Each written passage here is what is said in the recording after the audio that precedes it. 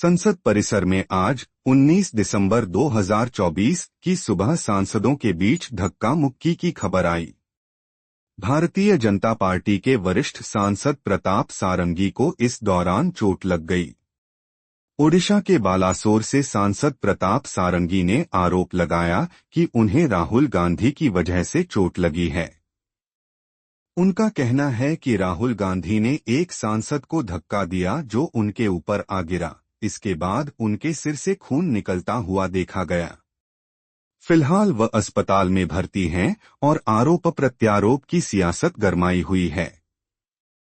बात करें प्रताप सारंगी को जमीन से जुड़े सांसद और समाजसेवी के तौर पर जाना जाता है। हम आपको बताने जा रहे हैं ओडिशा के मोदी कहे जाने वाले प्रताप सारंगी की नेट वर्थ, प्रॉपर्टी और धनदौलत के बारे में। आपको बता दें कि प्रताप सारंगी ने विवाह नहीं किया है और अपना पूरा जीवन समाज के लिए अर्पित कर दिया है। ओडिशा में वह एक छोटे से घर में रहते हैं और अभी भी साइकिल की सवारी करते हैं। लोकसभा 2024 में प्रताप सारंगी ने चुनाव आयोग को जमा किए हलफनामे में अपनी संपत्ति की जानकारी दी थी। इस एफिडेविट के मुताबिक साल 2022 से 23 में उन्होंने आईटीआर में अपनी आय 13,47,441 रुपये दिखाई थी, जबकि 2021 से 22 में उनकी आय 10,35,601 रुपये थी। वहीं 2020 से 21 में 9,64,848 रुपये और 2019 से 20 में उनकी आय 9,33,478 रुपये थी। लोकसभा चुनाव 2024 में जमा हलफनामे के मुताबिक उस समय उनके पास 25,000 रुपये कैश थे। उनके कुल 5 बैंक अकाउंट में 1,34,000 रुपये से ज्यादा रकम जमा थी। बीजेपी सांसद सारंगी के पास एसबीआई के 7 लाख रुपए से ज्यादा के बॉन्ड्स हैं, जबकि उन्होंने एसबीआई म्यूचुअल फंड में 27 लाख रुपए से ज्यादा का निवेश किया है। बात करें इंश्योरेंस पॉलिसी की तो उनके नाम पर 9 लाख रुपए से ज्यादा वैल्यू वाली एसबीआई लाइफ कवरेज है।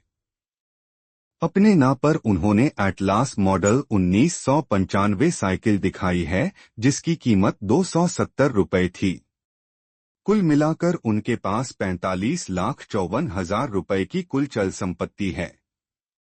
प्रताप सारंगी के नाम पर एक कृषि योग्य भूमि है, जिसकी कुल वैल्यू 4 लाख रुपए है। उनके पास एक मिट्टी की मकान है, जिसकी कुल वैल्यू 3,000 रुपये है। सारंगी पर किसी तरह का कोई लोन नहीं है। ओडिशा की बालासोर सीट से चुनाव जीतने वाले प्रताप चंद्र सारंगी का जन्म ओडिशा में हुआ। उनका परिवार बेहद गरीब था। शुरू से ही धार्मिक प्रवृत्ति के सारंगी एक साधु बनना चाहते थे। उन्होंने बालासोर के फकीर मोहन कॉलेज से ग्रेजुएशन की डिग्री ली। इसके बाद साधु बनने के लिए रामकृष्ण मठ का रुख कर लिया। जब लोगों को पता चला कि उनकी मां विधवा हैं और परिवार में कोई नहीं है, तो उन्हें सलाह दी गई कि उन्हें घर जाना चाहिए। सारंगी को यह बात समझ आई और मां के साथ रहने के लिए वे घर लौट गए। उनके राजनीतिक सफर की शुरुआत राष्ट्रीय स्वयंसेवक संघ में जिला स्तर कार्यकर्ता के तौर पर हुई थी। उन्होंने विश्व हिंदू परिषद और बजरंग दल के लिए भी काम किया है।